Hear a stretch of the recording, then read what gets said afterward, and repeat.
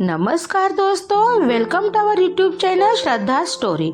रहस्यमय कहानी विक्रम और बेताल की। शशिकला किसकी पत्नी।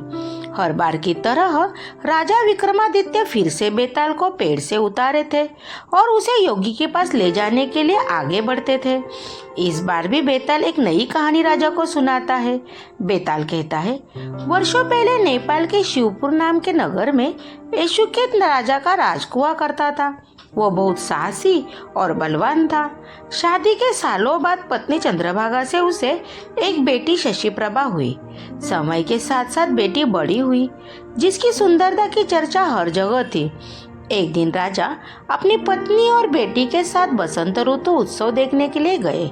उसी उत्सव में एक धनी ब्राह्मण का बेटा मनस्वामी भी आया था।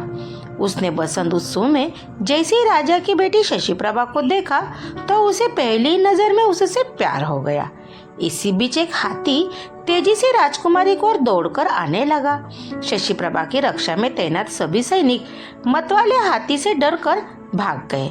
ब्राह्मण पुत्र मनस्वामी ने जैसे ही हाथी को राजकुमारी की ओर बढ़ते देखा तो अपनी जान पर खेलकर उसे बचा लिया। यह सब देखकर राजकुमारी ब्राह्मण युवक पर मोहित हो गई।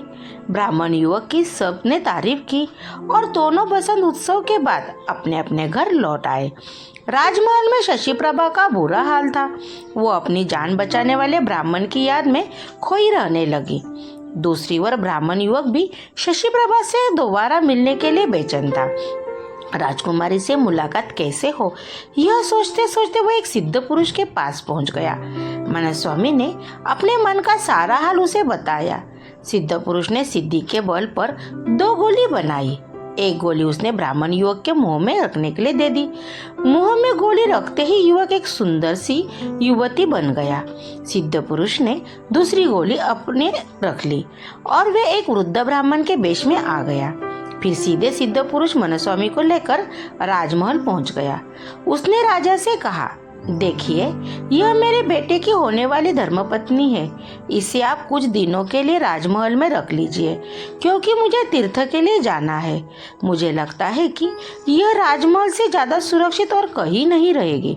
राजा ने सोचा कि अगर वो मना करता है तो वह सिद्ध पुरुष श्राप भी दे सकता है।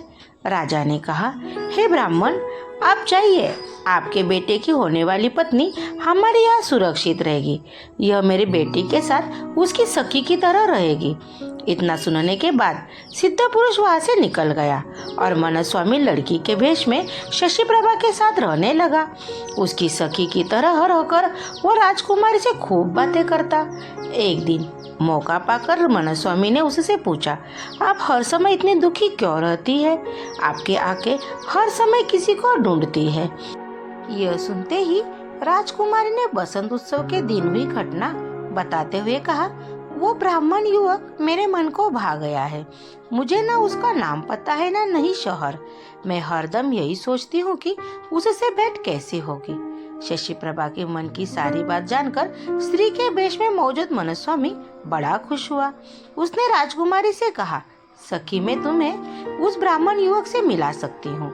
इतना सुनते ही प्रेम में बेचैन शशिप्रभा ने कहा, बताओ कैसे, क्या तुम उसे जानती हो? तब मनस्वामी ने कहा, तुम जल्दी से आंखें बंद कर लो। उसने जैसी आंखें बंद की, ब्राह्मण युवक ने जल्दी से मुंह में गोली बाहर निकाली और वापस लड़के के वेश में आ गया।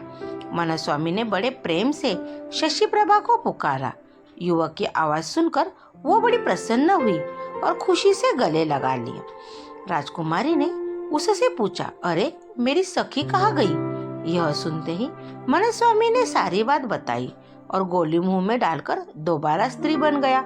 यह सब देखकर राजकुमारी दंग रह गई और मन ही मन बेहद खुश भी हुई। उसी समय दोनों ने एक दूसरे को मन से पति पत्नी मान लिया और इस तरह राजभवन में साथ साथ रहने लगे। एक दिन राजा के मंत्री के बेटे की नजर मनस्वामी पर पड़ी। ब्राह्मण युवक ने स्त्री के रूप को देखकर वो उसका दीवाना हो गया। कुछ दिनों बाद उसने उससे मन की बात बताई, लेकिन मनस्वामी ने मना कर दिया। उसने कहा, वो किसी और की है। इतना सुनते ही मंत्री का बेटा परेशान हो गया। उसने अपने पिता को सारी बात बताई। बेटे को दुखी देखकर मंत्री से सारी बात राजा को से कही। मंत्री की बातें सुनकर राजा ने मंत्री के बेटे और स्त्री पुरुष धारण किए हुए मनस्वामी का विवाह करने का फैसला ले लिया। राजा के यह फरमान सुनने के बाद मनस्वामी ने कहा, महाराज, आपको पता है मेरा विवाह किसी और से होने वाला है, ऐसा करना अधर्म होगा। फिर भी अगर आप मेरा विवाह करना चाहते हैं तो राजा का आदेश मानकर मैं यह विवाह कर लूंगा। राजा बहुत खुश हुआ और दोनों का विवाह करवा दिया। विवाह होते ही मनस्वामी ने मंत्री के पुत्र से कहा, तुम्हारी जिद की वजह से मेरा विवाह तुम्हारे साथ हुआ है, वरना मैं किसी और से विवाह करने के लिए इस राज्य में आई थी। अब तुम्हें इस पाप के धोने के लिए तीर्थ के लिए जाना होगा। प्यार में पागल मंत्री पुत्र ऐसा ही करता है।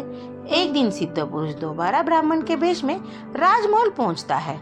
इस बार वो अपने साथ अपने एक दोस्त को जवान करके अपना बेटा बनाकर लाता है। ब्राह्मण राजा से पूछता है, मेरी बहू कहाँ है? मैं उसे अपने साथ लेकर जाना चाहता हूँ और अपने बेटे का उससे विवाह करवाऊंगा। इतना सुनते ही राजा ने सारी कहानी उसे बता दी। सिद्ध पुरुष बहुत गुस्सा हुआ। राजा ने उसके श्राप से बचाने के लिए कहा, देखो, अब जो हो गया सो वो बदला नहीं जा सकता है। हाँ, मैं अपनी बेटी से तुम्हारे बेटे का विवाह जरूर करवा सकता हूँ। इतना सुनते ही सिद्ध पुरुष राजा की बात पर सहमत हो गया और राजा ने सिद्ध पुरुष के दोस्त, जो उसके बेटे के रूप में महल पहुंचा था, उससे अपनी बेटी शशिप्रभा का विवाह अग्नि को साक्षी मानकर करवा दिया। इसी बीच मनस्वामी वहां अपने असली वेश यानी पुरुष रूप में पहुंचता है और शशिप्रभा को अपनी पत्नी बताता है। इतना सुनते ही बेताल ने कहानी सुनाना बंद कर दिया। उसने कहा, राजन, अब तुम बताओ, शशिप्रभा किसकी पत्नी है? विक्रमादित्य ने कोई जवाब नहीं दिया। गुस्से में बेताल ने कहा, जवाब दोगे या तुम्हारी गर्दन धड़ से अलग कर दूं? कुछ देर सोचकर विक्रमादित्य कहते हैं, शशिप्रभा उस लड़के की पत्नी है जिससे उसने अग्नि को साक्षी मानकर शादी की थी। मनस्वामी घर में वेश बदल कर रह रहा था और चोरी से शशिप्रभा से मिलता था। यह जवाब सुनकर बेताल ने कहा, तुमने बिल्कुल सही जवाब दिया है। अब तुमने सही जवाब दे दिया है तो मैं फिर से उड़ा राजन। ऐसा कहकर एक बार फिर बेताल दोबारा पेड़ पर जाकर उल्टा लटक जाता है। कहानी से सीख, छल कपट से किया गया प्रयास असफलता का कारण बनता है। Thank you. कहानी आपको कैसी लगी कमेंट बॉक्स में कमेंट करके बताइए। ऐसी अच्छी रहस्यमय कहानी सुनने के लिए, पढ़ने के लिए चैनल को सब्सक्राइब कीजिए। धन्यवाद।